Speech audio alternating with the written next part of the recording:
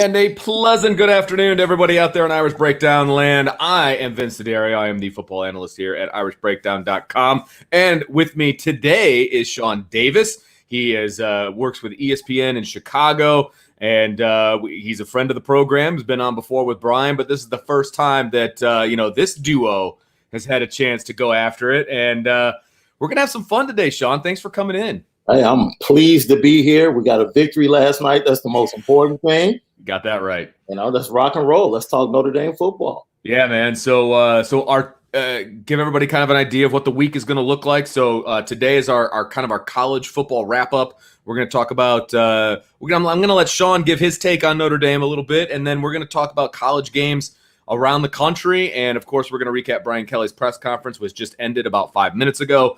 Some injury news, things of that nature, and then tomorrow we're going to start jumping into Toledo, our 12:30 show, which is normally our first stacking up show. We're actually going to do our Upon Further Review show. So Brian and I are going to dive into the tape, get a little bit more of a technical look at it, and we're going to talk about that, which is normally our Sunday show, right? So we're kind of jumbling things up, and then we're going to come back at you Tuesday night, tomorrow night, and then we're going to start with Toledo. So we wanted to make sure we got all the Florida State talk out, and then we jump into Toledo. So we're going to do a special night show since our week is compressed because we're a day off because it was a Sunday game, and then we'll be back to normal. We'll do our second stacking up show Wednesday. Thursday's our prediction. Friday's our podcast, and of course Saturday home opener, game day, and we'll do our post game show and then our analysis on Sunday. So then we'll get into our normal schedule. So I'm really excited about this week, really excited about the fact that Notre Dame got a W. Okay, that's very important. So Brian Kelly met the media today. First off, injuries. Paul Moala out for the season. That is devastating. No question. He tore his other Achilles tendon. That was his injury that he had last year, worked his butt off to get back. He was going to be a guy that Notre Dame was going to count on. He's a rotational guy. Obviously, he's a local Penn high school product, so all the local eyes were on him. And first game of the season done, and that is you could just see the look on Brian Kelly's face.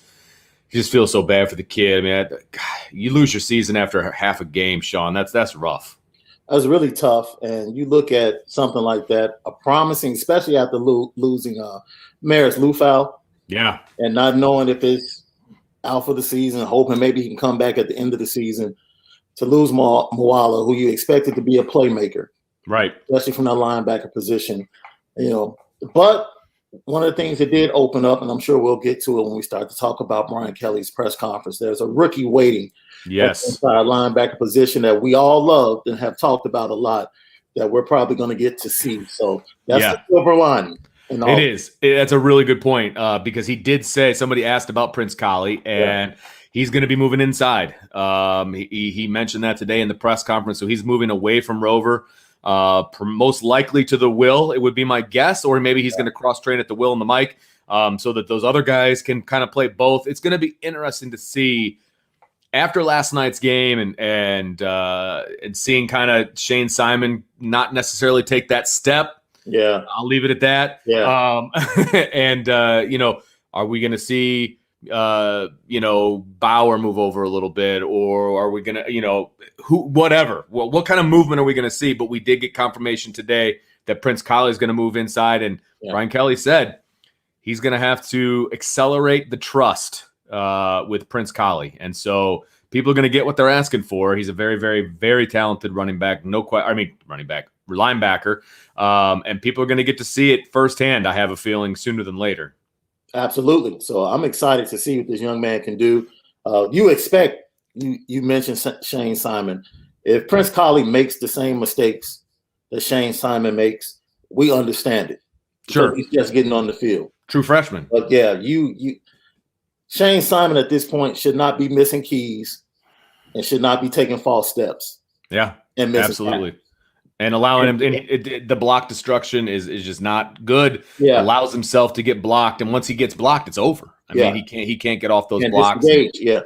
Yeah, it's tough. And so, hey, we might see 32, a little bit more 32 out there. So I'm excited. And this is a great week to get him acclimated because you got Toledo coming into town, and they're a really good MAC team. They're a really good MAC team, but it's a chance to get your feet wet at home, friendly environment against a team that you could match up with as a true freshman. So we'll see if he gets on the field this week. I'm very interested to see if he does do that. A couple other injury notes: Blake Fisher and Bauman are going to have MRIs this afternoon at 2:30. Brian Kelly made a joke. He's like, I forgot that it was Labor Day. It's hard to get an MRI tech to come in and do their thing. But they're going to get their MRIs today. I don't believe that he's overly worried about either one of those guys, but it's more precautionary than anything else. He did not mention Shane Simon's shoulder as he did last night. If I'm not, I don't remember him saying anything about Shane Simon this morning. Did you hear anything? Well, I didn't hear anything about Shane Simon. I didn't know whether or not it was more of a shoulder or a stinger. Yeah, right. So maybe it's along those lines, and they're just waiting for it to calm down a little bit. So, but hopefully he's good because he's a player that's really solid in the special teams game. Yeah. Look, this team needs Shane Simon. Yes. Right. I mean, and whether he's going to be the starter at will, which obviously, or a rotation guy, or just special teams. Yeah. They do need him. Yeah. Right. And he needs to play to the ability that we know that he can play to. And so we'll see what happens with him. Hopefully he's good to go for this week of practice. A couple other things. Let's see here. Brian Kelly made a comment. Somebody asked him about Kyle Hamilton and that second interception that he made, and he pulled his helmet off. And the first time it was mentioned, he's like, yeah, he's a leader. He came over to me and said, that's not what captains do. And then later on, Brian Kelly says, that was one of the most amazing plays I've ever seen. I would have taken my helmet off too, which I thought was pretty funny, to be honest with you. It's a pretty good take by Brian Kelly because it was that was an unhuman play. I mean, it's a touchdown saving play. Oh, absolutely. Because it was a busted coverage. It was a busted coverage. That kid was wide open. And not only did he knock it down, but he intercepted it coming from three quarters, the opposite hash. He come from the opposite hash to make that. I mean, just unbelievable. Yeah, I'm going to miss that kid. Oh, okay, I'm back. I had to have my little sad moment. Hey, we got at least 12 more games with him. Yeah, 13, right? So keep our fingers crossed on that. He did talk about the defense. Obviously, it was not the defense that we wanted to see in the second half, particularly in the fourth quarter.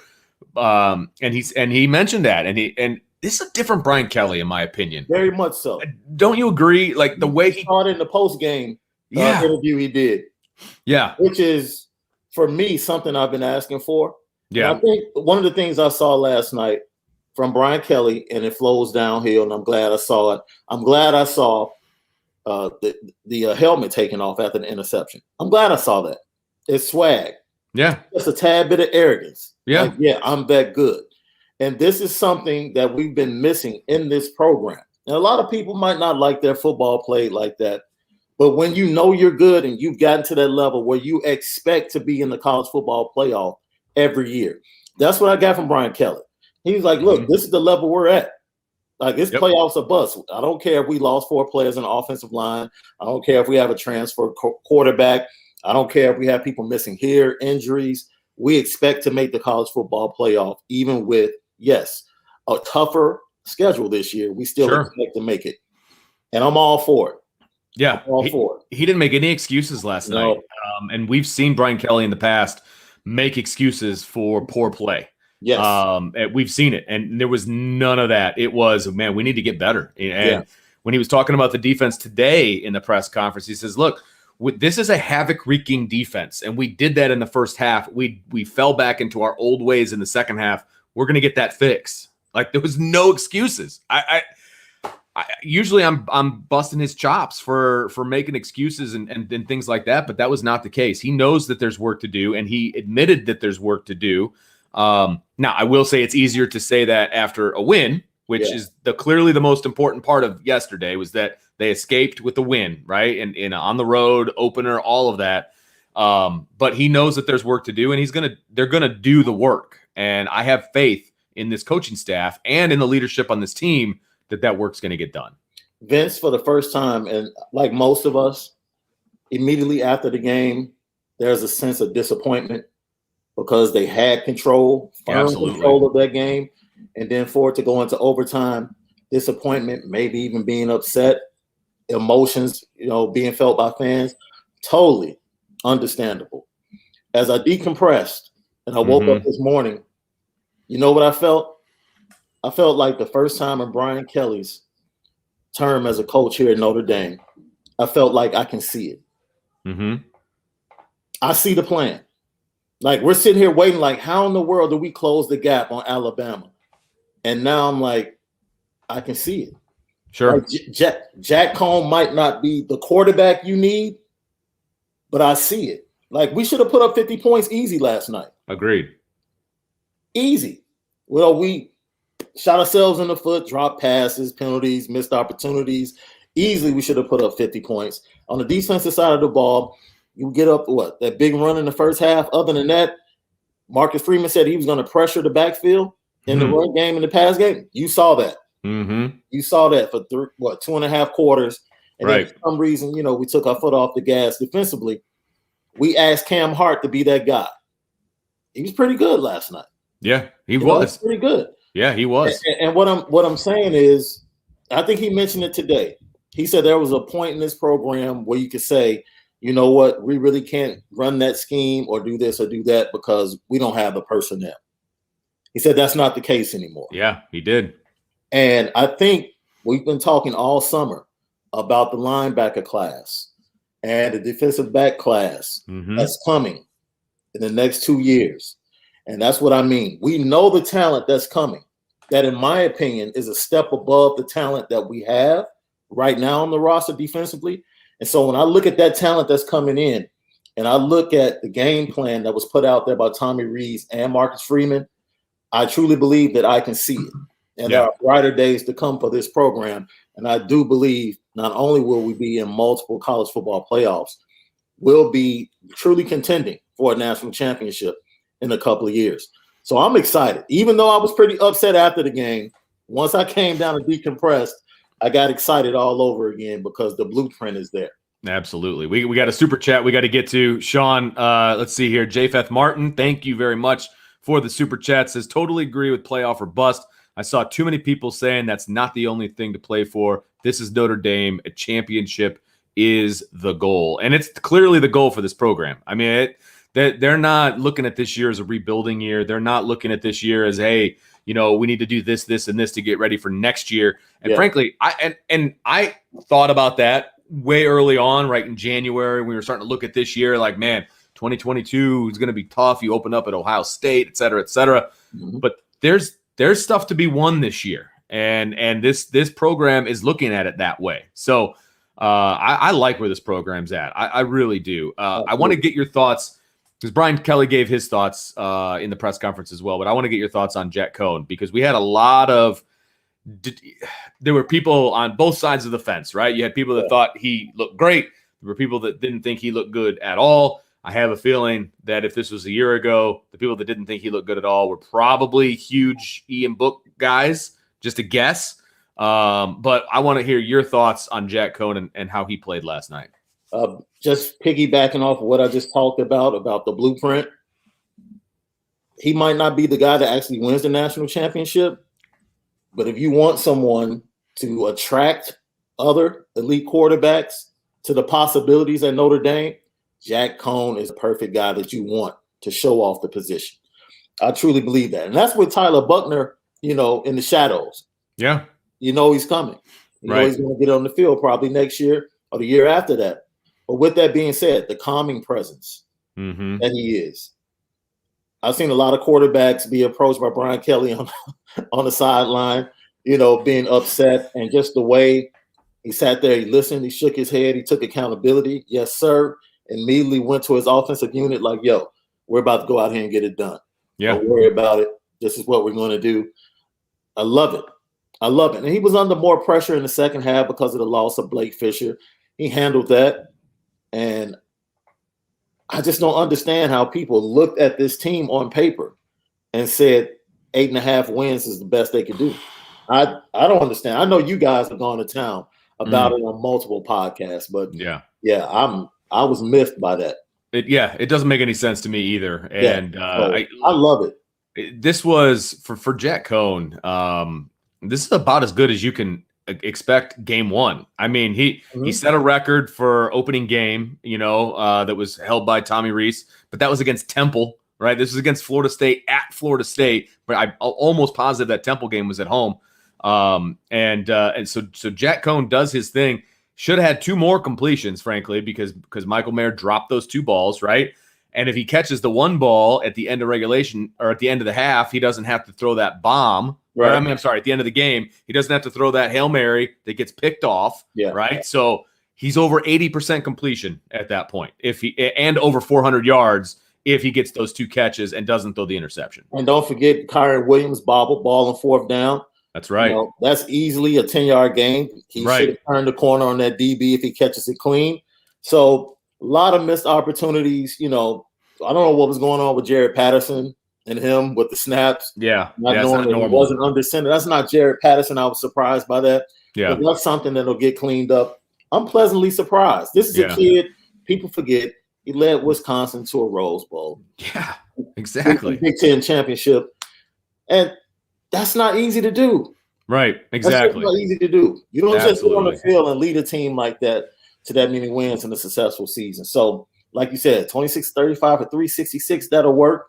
And last night, I on the Lucky Lefty podcast that I do with Malik Zaire. Yeah. Malik said it's crazy because Tommy is coaching himself. I had never thought about that. Me neither. Yeah. He said Jack Cohn is Tommy Rees. He said they have he said mentally just as intelligent, just as smart, anticipates, pre-snap read, getting rid of the ball quickly, and the arm strength is just about the same. He said Tommy Rees is coaching himself. So look for Tommy Rees to be very successful because he knows the strengths of the guy that he's working with. It's a really good point. That's a really good point. And I will also say, look, I was disappointed that those first 2 long balls were underthrown. But in the second half, when he had those exact same throws, he gets rid of it earlier and he hits those throws, right? So that shows, okay, he's learning on the fly here. He's getting to know his guys, all of that. I love what I saw. I mean, 12 plays over 15 yards, 12 big plays. Like that doesn't happen in this offense in the past couple of years. It just doesn't, right? So big plays to multiple players. Exactly. Like you had a drive that was literally the Kevin Austin drive. Mm-hmm. Right? You get the turnover, and then you hit Braden Lindsey coming across the field for a big play. All right. Then I was begging for a screen pass all night. As aggressive as Florida State was, sure, I was begging for a screen pass. They finally hit Kyron Williams for a big one there in the 3rd quarter. So there are so many things that they can do. Joe Wilkins with the alley-oop. Right. Just snatch. Yeah, absolutely. So I'm excited. How can you not look at all of the weapons and the possibilities and not be excited? Because you have a guy at the helm in Jack Cohn, right, who can orchestrate perfectly and efficiently. Well, and look, and we're not making excuses for Notre Dame. There was a lot that they got to clean up. Don't get us wrong. That should not have been an overtime game. I mean, there's stuff that they have to clean up. Offensive line, the defense at the end, no question. So I don't want people to think that this is all sunshine and lollipops over here, on Irish Breakdown. That is not the case. What we are saying is the sky isn't falling either. There's a happy medium in there someplace, that I think people need to find. Okay, we got another super chat from Sandy Grove. Thank you very much. Sandy says, I counted at least 12 one-step away big plays by our D that will be big losses later in the year against lesser athletes than Florida State's quarterback. Yeah, you're right. Look, you got to give credit where credit's due, right? Mm-hmm. He stepped out of 3 or 4 sacks, number one, which completely changes the complexion of a drive when you get sacked, because some of those times he rolled out and found a guy down the field, right? So you got to give credit there. And look, somebody said in here something about the tackling. We need to mention it. Yeah, you're right. The tackling at the end of the game was not good. It wasn't. And some of that could be attributed to the fact that the guys were tired. It was they were on the field too much because of a few 3-and-outs by the offense, right? Because they couldn't run the ball effectively. Yeah. And so the defense was on the field too long. There's no question. And they were tired. And so that was a factor. And when you're tired, you are not as fundamentally sound as you need to be. And they didn't set the edge a few times. Yeah. And all of that, arm tackles, et cetera, it all led to what we saw from the defense. And I do want to throw out there that it's not just because they were in a 3-front, right? Now, would I have liked them to go back to the 4-front a little earlier than they did because they finally went back to it in overtime because they had so much success with that early on in the game. But it's not the 3-front that was the problem. It was the poor tackling, and it was the setting of the edge by the outside linebackers. Okay, so not the scheme, it was the execution, which Brian Kelly alluded to with his comment right at the end of the game, which I think was hilarious. People blew that out of proportion, but it was the execution that was the issue, not the scheme. So everybody needs to take a step back on that part. But anyway, any last thoughts on Notre Dame's game, Shaun? No, other than, as like I said before, look, I agree with that super chat. There were big plays to be made, but I would just like to, let everyone know that Jordan Travis made the same type of plays when they came to South. Yes, absolutely. Yep. The kid is a competitor, and sometimes you have to tip your cap to a kid that's out there competing. He struggles in the passing game, but he finds ways to make plays. And look, he did it again. Did we afford him the opportunity by going a little soft? Yeah, we opened it up. And like you said, Vince, I totally agree. I think, 48 carries, that's a lot of carries for the defense. It's a lot of tackling, a lot of physicality. Yeah. Bumping with the big uglies up front. So when it comes to, I don't know what the rotation is. I don't know if it was just Marcus Freeman going to a soft coverage or trying to rest. Yeah. Some of his guys, because they had been running the ball, Norvell switched up the game plan and started attacking the edges. Right. Which was very smart. Yeah. Look, he's a great offensive mind. And he adjusted very, very well to what Notre Dame was doing. And Notre Dame didn't adjust back, right? Yeah. So, look, again, you got to tip your cap. Mike Norvell is a very, very good offensive coach. So, they made plays, and Notre Dame didn't at the end. And that's the bottom line. We got one more super chat down here, and then we'll get to some other games. Alex Udell, thank you, Alex, for the super chat. Really appreciate it. He says, Kevin Austin is an STUD stud. Good luck covering him one-on-one once he gets a couple games under his belt. No question. He showed last night why we're all so high on Kevin Austin and what he can be as a wide receiver. Absolutely. When you go into a game saying we have a wide receiver and a tight end that nobody can cover, that's a pretty good feeling. Yeah, absolutely. That's a pretty good feeling. I would like to say this too, Vince, now that you mentioned it, something else about the game. I saw a lot of vitriol thrown towards both coordinators. And when you look at everything in a vacuum, I think both coordinators called a really good game. Not great. Puzzling that you go soft that early. I know you're up 18, but it's not like it's 10 minutes left in the fourth quarter. Right. 3 minutes left in the third quarter. So, yeah, we can moan about that. But like you said, it was more about the execution of the players and getting guys down and tackling. But other than that, I saw what I wanted to see from that defense. Yeah. They're going to clean everything up. And I thought Marcus Freeman called a really good game. Let's go to Tommy Rees. I thought he came out very aggressive. There's some things that we want to nitpick. I can say, in the second series, after you get a first down, I don't particularly like the flea flicker there. Sure. A little early for that kind of stuff. Early for it, but he was being aggressive. Right. And he was setting the tone early that we're going to be aggressive. We're trying to put up points. We're going for touchdowns and not field goals. That's something we wanted to see, right? We've been asking for that as a fan base. So I don't have a problem with that. Now, of course, maybe he forgot in the third quarter that Ian Book wasn't the quarterback on that 3rd and 5. Right. Agreed. And he said, let's do this quarterback run. But once again, that's nitpicking. In every game, we can nitpick 1, 2, 3 plays that we think should have been called or called different. Other than that, lay off the coordinators. They were good last night. They might not have been perfect or great, but they were good, and they're going to get better. Yep, absolutely. It's just like the players. I mean, it's game one for everybody. Yeah, right? Absolutely.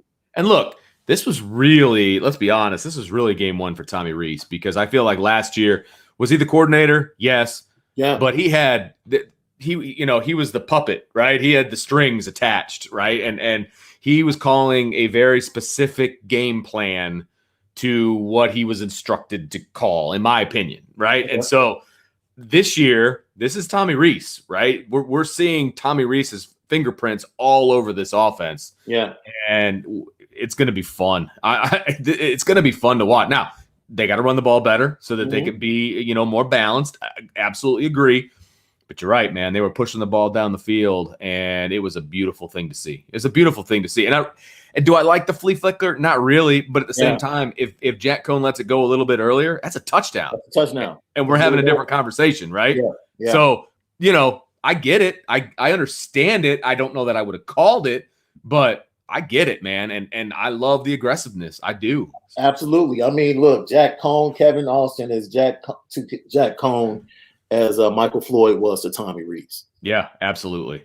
Absolutely. There's a connection there. Yeah. So, like I said before, as I mentioned what Malik Zaire said, like he is literally coaching himself. So smart. And I had never seen it and looked at it like that. And I'm like, yeah, you're right. They're the same quarterback. That's a great take, man. Yeah. That's a great take by Malik. That's awesome. Okay, so it's Monday, so we're jumping into the college football weekend that was, and holy smokes, was it a college football weekend, man. Every time slot, from like Thursday on, there was a great game on, right? Yeah. So we'll start at the top as far as rankings are concerned. Let's talk Clemson, Georgia. Any thoughts on that game, kind of how that one transpired? I've definitely got some thoughts as well, but I want to get yours first. I was shocked by the ineffectiveness of the offenses. Yeah. Know that Georgia was missing George Pickens, which is huge. That's their main playmaker. And I forget the name of the other wide receiver / running back they were missing. He was a big playmaker as well.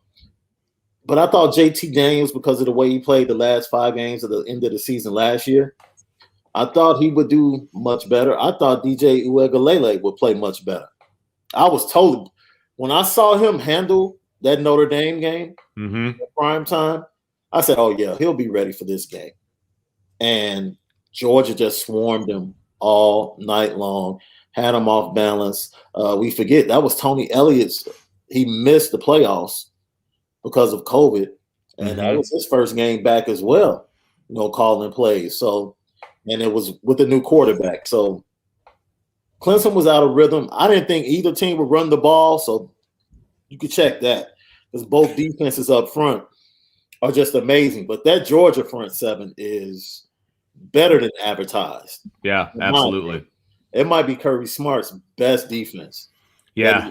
Definitely the fastest defense he's had up front. So I'm excited. I'm excited to see what they can do going into the SEC schedule. And then I'm excited to see what DJ can do. Can they respond to the adversity? And I expect Clemson, if they lose one game in the ACC, I can see that. But I expect Clemson to roll their schedule in the ACC. They should. I mean, they absolutely should. I think, they're probably going to end up as the ACC champs, with one loss on their record, and they're going to get a lot of love to make the playoff is really probably what's going to end up happening. Now, if they slip up again, I think that they're done and they're out as far as being a playoff team is concerned. Right. Yeah, a lot of disturbing trends offensively, I think, for both teams. The fact that DJ Uiagalelei was under 50% passing, had 178 yards, 4.8 yard average, and a 36.7 QB rating. I mean, that's just not good. And I felt like the play calling almost was like they had a different QB, right? I don't know that they put him in the best situation to be successful. It was, I don't know. I wasn't impressed with the game call. I mean, they only ran the ball like actual run plays by running backs. They ran the ball 9 times, right? DJ had technically 14 carries, but a lot of that was sack yardage. And so Clemson ended up with 2 yards rushing on the game. 2, right? Some of that is play calling. A lot of that is Georgia's defense. Don't get me wrong. They were an attacking defense, and they made Clemson's life miserable offensively. There's no 2 ways about it, right? I mean, they didn't throw for any touchdowns. They didn't score any touchdowns. They had 3 points on the game, right? Yeah. And the offense for Clemson, they've really got to look themselves in the mirror and think about, is this the best way to call plays for the quarterback and the run game that we have? because ETN's not there anymore. Trevor Lawrence isn't there anymore. And I feel like the game was called as if those two guys were still in the backfield. I think Clemson, if you go back and look at the championship games when they faced Alabama and when they faced Ohio State, it was the quarterback running the ball that was successful. I was shocked that DJ didn't take off. I thought he would take off and run the ball a lot more in the face of that pressure. And then also you go back to Tony Elliott. He probably woke up at halftime and was like, oh, I don't have Travis, Deshaun, and Trevor. Right. It goes back to the play calling because this is what he's been successful with for the last 3 to 4 seasons. Right. And he expects the players that they recruit to be able to step in to perform. But, when you start talking about quarterbacks like Deshaun Watson and Trevor Lawrence, they're almost unicorns, man. Absolutely. Yeah. Quarterbacks like that. And DJ might end up being a first-round draft pick. But at this point, he doesn't have that oomph that Trevor Lawrence came in with as a true freshman. Right. And immediately, was able to produce. And another thing, their wide receivers in the last 2 or 3 big games have been mauled and physically taken out of games. And I'm shocked by that. I understand Justin Ross was coming back from a very serious injury. Yes, absolutely. So for him to even be on the field, I was just happy to see the kid back on the field playing football. But CJ Williams, he eventually got hurt, but he wasn't able to get separation to get open. And I think they missed the guys, their tight ends and their slot guys that were traditionally able to really get open and make a difference for that offense. Right. I don't know if they really have a guy like that. Like exactly. That explosive guy who's going to be able to like that comment about Kevin Austin, right? Yeah. That explosive guy that can win any one-on-one matchup, right? Yeah. I mean, that's what they're missing right now. And again, is it enough to win the ACC? Probably. Yeah. You know what I mean? Probably. Yeah. Unless they slip up someplace. But against the powerhouse teams, I just don't think that it's enough right now. Now, I will say that Clemson's defense looks very good. They held Georgia to 10 points, and 7 of those points were on a pick six. So, I mean, they held them out of the end zone, right? And so that Clemson defense is going to be able to keep Clemson in games, and they're probably going to win a lot of those games. But can this offense take that next step? That's the big question. And frankly, you could almost transpose a lot of what we just said and then talk about Georgia's offense as well, right? Absolutely. I mean, I love JT Daniels. I think he's a really good quarterback. Only have 135 yards, through the air. It's not a good day. I mean, it's just not a good day. They spread the ball around to a bunch of receivers, but it was just a bunch of dink and dunk. They didn't really push the ball down the field a whole lot. So their offense is going to have to get better too if they're going to make a run in the SEC. Now they're in a great spot now. They beat Clemson. They got that in their rear view. That's great. But their schedule it's an SEC schedule. Yeah, you know what? Now that you say that, I go back. I brought up DJ stepping in for Trevor Lawrence when they faced Notre Dame. There really was no environment. Now that I think about it, right. And this wasn't a heck of an environment. Half of the stadium red, the other half orange, and it was raucous. And for him to step in and facing that defense as well, right? That's a tall task. That's a really tall task. So I think that's apple to oranges now that I think about it, comparing, him facing Notre Dame, which is pretty much that's a good point. And coming into that environment against one of the top defenses. I'll give him a little leash. Just a little leash on his performance. Vince, I'm interested in, do you think quarterbacks suffered because they were stepping back into an environment they hadn't experienced for over a year? I do. I think offenses in general, because look, the silent count was a thing of the past last year, right? You didn't have to do that. There were glorified scrimmages, right? Where the parents get to come in and watch. Like that's basically what it was. No matter how much manufactured crowd noise or music or whatever you had coming in over the loudspeaker, there was no silent counts. There was no communication problems when you were on the road. All of that. So yeah, I think that. The teams that were on the road this year or this weekend had faced challenges that they haven't really faced before. And I think it was an impact. Now I think that impact will, lower as we get going because they're going to get used to it. Right. Yeah. But yeah, I think we would be naive to think that it meant nothing. this weekend. Absolutely. Yeah. Yep. All right, let's talk the Big Ten, right? Let's go Ohio State. Everybody loves to talk about Ohio State, right? So they squeak by, and they won by 2 touchdowns, but still for a while there, Minnesota had the lead. And so they squeak by Minnesota 45-31. CJ Stroud, the 5-star, I believe, quarterback at Ohio State, had a rough start to things. Yeah. But then he definitely picked it up, and it didn't hurt the fact that Chris Olave was basically playing on in the backyard against a bunch of 8-year-olds, it felt like at times. So he was throwing us a pretty wide open Chris Olave an awful lot. But Minnesota, they fought hard. I think my big takeaway from this game is that the Ohio State defense looks awfully susceptible to a good offense. Especially a good offense with a running game and an offensive line that's big and physical. And I hope Ibrahim can be healthy. I haven't heard whether or not it was an ACL. I'm not an ACL, but an Achilles. Yeah. He went out of the game as they feared, but hopefully it wasn't that. It was just a strain and he can get back on the field because he was amazing. He was a man amongst boys. Against Ohio State. And like you said, that defense, once again, may be the Achilles heel, no pun intended. Yeah. For Ohio State. But I'll say this. My sports crush is Ryan Day. That man can coach offense. And not only coach offense, because there's a difference between coaching it and then game day showing up and calling plays. Sure. The big difference. And he's a tremendous coach and a tremendous play caller. And what you saw, his mid-game adjustments and how he was able to settle CJ Stroud down just a little bit when adversity hit and they got behind. And then all of a sudden, you start to see, Minnesota goes on a 10-12 play drive to get within 7. And then 2 plays later, they just take your hearts. Like you said, Chris Olave and Wilson were running through the secondary all night long. So, yeah, that's another team that could have put up more points. They shot themselves in the foot, and the offense is going to be explosive. I don't think they'll see maybe we'll get to this game. There might be one defense that I saw this past weekend in the Big Ten that might be able to slow them down, not stop them. Sure. Slow them down just a little bit.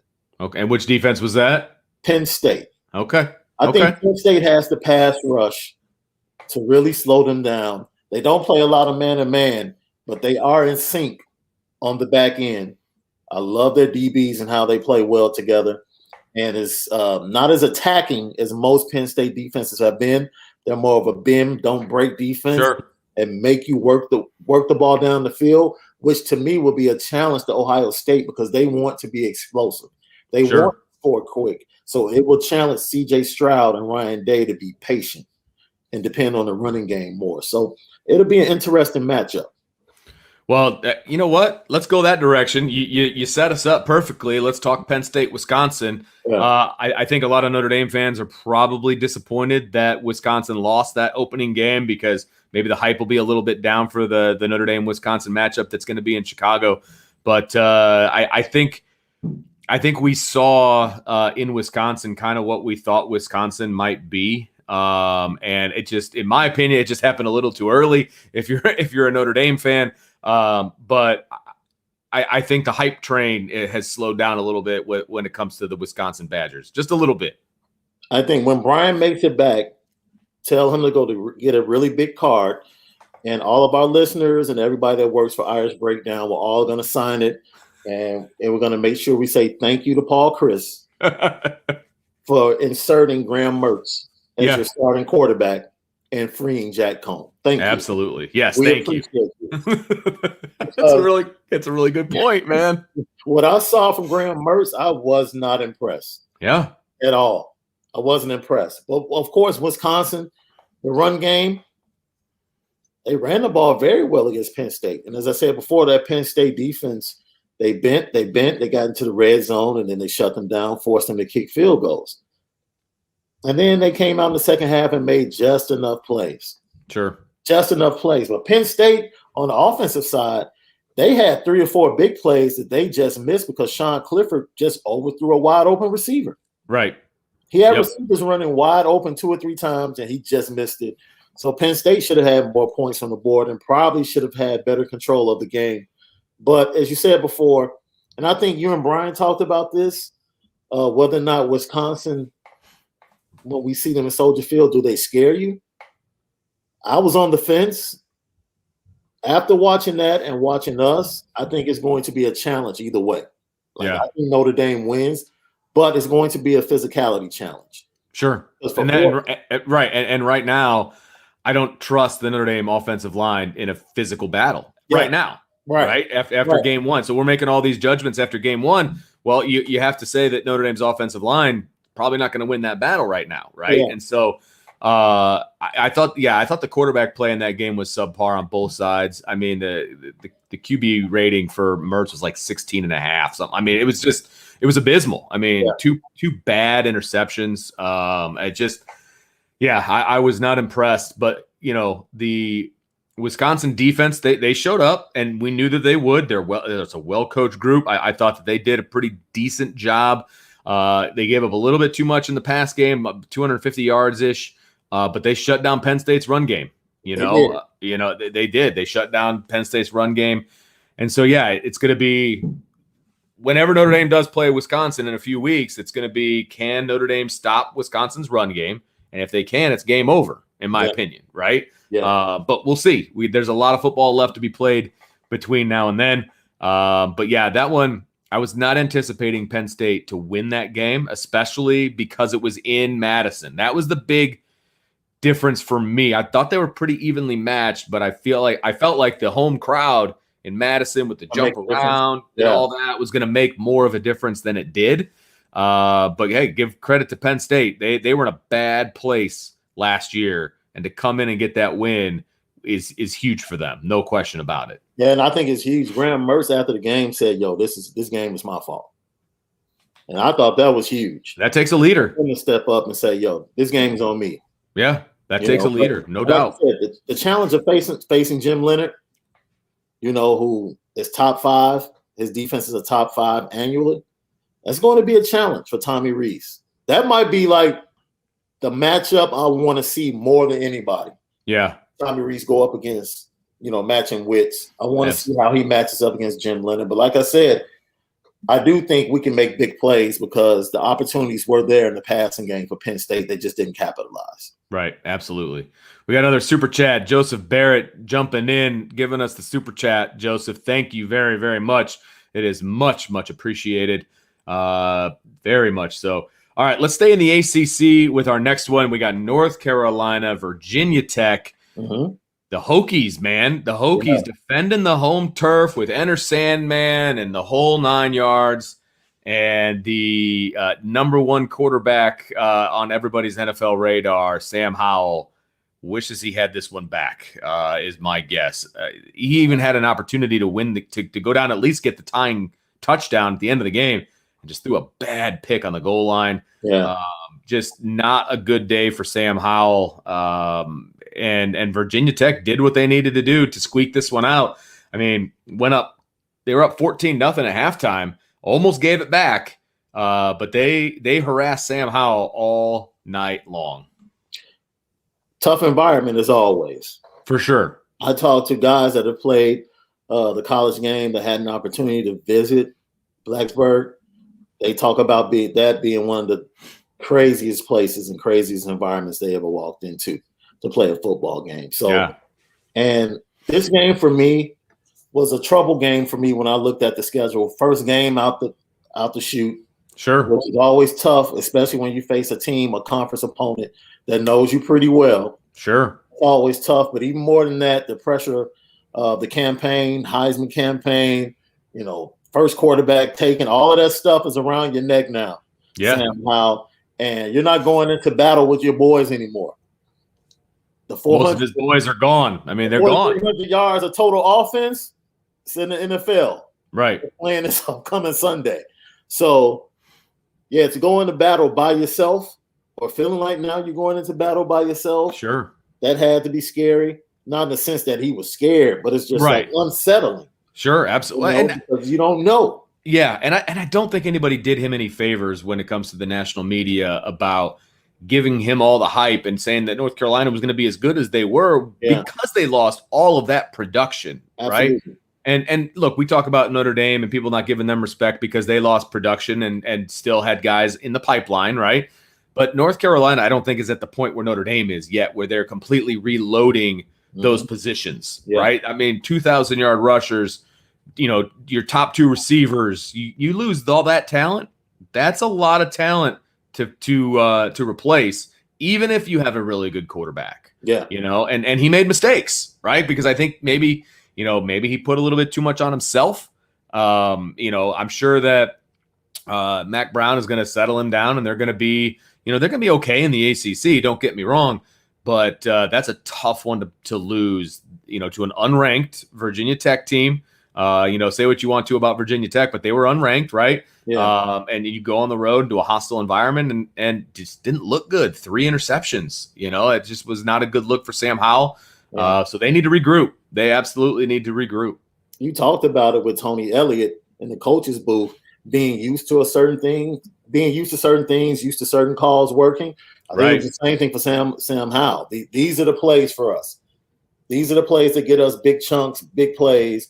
And when you don't have a Daz Newsome running the route, it's a totally different thing. Yes, it is. And you saw him, especially early in the game, he's holding the ball. He's waiting for his receivers to break open. It's like you don't have the same explosive guys. Now, they still have some talent, but I expected their defense to play much better, especially early on. Right. Like Virginia Tech only had 14 points, but Virginia Tech could have put up at least 10 more points in their first half. Sure. They made mistakes and turned the ball over. But then they adjusted. Mac Brown got the defense right, and they came out in the second half and acquitted themselves very well. So North Carolina still will have a pretty good season, in my opinion. Yeah, absolutely. Yeah. Absolutely. And again, they're in the ACC, right? Yeah. They're in the ACC, so they're not going to get punched in the mouth every week, and so they've got opportunities to be just fine. I mean, I think they missed Clemson, right? They don't have to play Clemson this year. I believe you're correct. I don't have the schedule in front of me, but I believe you're correct, and that's good for them. A couple more games to get to before we wrap this thing up. Let's talk about the number 1 team in the country, Alabama. I mean, I thought Miami was going to put up a little bit more of a fight than they did. I mean, they put 3 points up in the first half, 10 in the third quarter. But that game was over basically when the ball was kicked off. Bryce Young looked like everything as advertised, just stepping right in. I mean, 27 of 38 for 344 yards, 4 touchdowns. Looked really, really good. Derek King looked good at times, but I don't know that he had the help around him that he really needed against the number 1 team in the country. Let's not forget that, right? I mean, Miami was ranked 14, but Alabama's number 1 for a reason, and I think they actually look better than I thought that they would. Alabama just cruised in this game over Miami. I'm not a big believer in Manny Diaz. Sure. So I definitely thought it was a coaching mismatch. I was interested in seeing how the offense will work without Steve Sarkisian calling the plays. But I don't know why I doubted that, because every OC that's gone to Alabama has revitalized their career. I know, right? I don't know why I even doubted that. Bryce Young, like you said, he was phenomenal. Man. But they're just so relentless. And when I say that, it goes beyond the football field. I just think they're relentless as a program. Yeah, a good point. They're relentless in recruiting. They're relentless in their practice. They're relentless in the weight room. And you see the evidence of it when they take the field. That's a championship mentality, right? Yes. And it just goes through the whole program. When you have that kind of success, even if you're going to take the proverbial step back, in a year, you still have that feeling, in the weight room, in the meeting rooms, and all that. It's a championship feeling and a championship mentality, and that's tough to overcome. That takes time to overcome that, right? And that's going to win you a lot of games. And that's what we're craving, right? Absolutely. That same relentlessness just permeating through the program, and hopefully we're starting to see some of that happen. Absolutely, because Notre Dame has a 10-win mentality, which is great. Which is great. It's better than it was before Brian Kelly got here. Absolutely. Right? But they need that championship mentality. They Yeah. still need to take that step. And we've seen glimpses. We've seen glimpses of it, right? But to change the entire culture like that takes time. It doesn't happen overnight, right? No. And you're not going to take away what Alabama, who they are overnight. And there's nothing to take away right now because they demolished Miami. I mean, just woo, baby. We got another super chat I want to get to, Shaun. Let's see here. Paul Olmstead said, just wanted to say I'm digging IB and the great analysts. Keep up the great work. Please donate this to the Brian Driscoll Hotel Star Upgrade Fund. Everybody was giving him a hard time about the hotel last night, man. All they could see was like the corner, and everybody's just giving him a hard time about it. Believe me, he was doing just fine. He was in there with a bunch of other media. He was doing just fine. You know, we don't want Brian to get complacent when it comes to hotels. So, no, he was doing just fine. He thought that was pretty funny, though, and everybody kept That's nice of you, Paul. That's nice of you. That's good stuff, Paul. I appreciate it, man. Really, a lot. So let's see here. Last game. Let me pull it up here. Thought I had one more. Let's talk Oklahoma Tulane real quick. Yeah. Oklahoma, man, number 2 team in the country, got everything they could handle from the Green Wave, right? That give Tulane a lot of credit. They were dealing with hurricane issues and everything else. They had to practice at Alabama.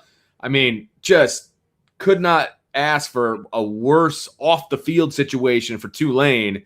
And then the game gets moved. They have to go to Oklahoma, right? Yep. And they still almost won that game. They put 13 points up in the fourth quarter against Oklahoma, who put up 3 points in the entire second half. And they almost pull off the upset. Any worries here about the Sooners, or was it just a blip in week 1? No, this is Oklahoma football. Yeah, right. Great offense, and hey, give up big plays on defense. It's the Big 12 way, right? Yeah. This game was like watching a heavyweight championship fight. And what I mean by that, you have the underdog that comes in and wins the early rounds, you know, catches the champion with a right hook, stings him a little bit. Middle rounds come, the champion comes back, restores order. Looks like he's going to take the underdog out. And then you get late in the rounds, the championship rounds, and you're like, wow, I don't know who won that round at 10, 11, and 12. This could go either way. This is like, you know, in the fourth quarter, you're like, Oklahoma could really lose this game. They really could. And shout out to Chip Long. He had a great day calling plays. Chip Long, Chris Watt are both there on the coaching staff. I mean, doing good things. And look, we here at IB have always been Chip Long fans. Obviously, that we're Chris Watt fans. I mean, the way he helped turn around that offensive line last year was very clear. And so their touch is there, right? I mean, it was impressive. It was impressive, and I guess I never really thought Oklahoma was going to lose. But this is disturbing in a way that if they can't get their defense figured out, they're still just going to be a really good offensive team who wins Heisman trophies but can't win the big one. Yeah, and it was really the running game. Of course, like Ryan Day, Lincoln Riley is an offensive genius. They know how to adjust on the fly. Didn't have much success early on trying to pass the ball. They go to the running game, they restore order, then go back to the play action pass, and all of a sudden they're getting chunk plays in the passing game. So that's Oklahoma football. For me, I'm very interested in watching Oklahoma go up against opponents this year, especially in the conference, with all the emotions of them leaving the conference, especially if they go on the road. Good point. Those atmospheres, we talked about it, coming off a year where the Big 12 didn't have anybody in the stands. Now these environments are going to be times 2. Yeah. Infinite, and just more raucous. Batteries probably being thrown, prank phone calls to the hotel they're staying at. All you can imagine what's going to happen this year for them, and maybe the next 2 years before they're actually in the SEC when they go on the road. So I don't know if they can get through all of the landmines, in the Big 12, especially if they're going to be playing the way they played against Tulane.